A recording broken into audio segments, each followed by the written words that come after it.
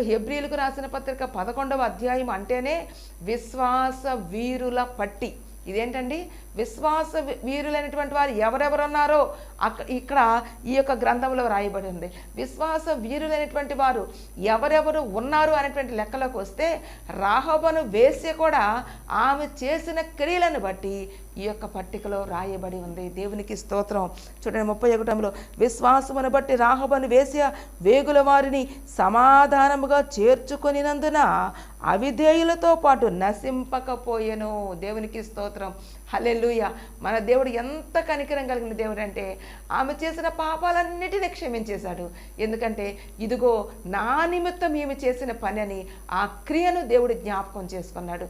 నా ప్రియ జనాంగమా, దేవుడు నీకు ఎంతో అధికారం ఇవ్వచ్చు, ఆధిపత్యం ఇవ్వచ్చు, కానీ వాటన్నిటినీ నీవు దేవుని కొరకు వినియోగిస్తున్నావా? అవి దేవుడే ఇచ్చాడు, దేవుని వలనే నేను పొందుకున్నాను అని నీవు విశ్వసిస్తున్నావా?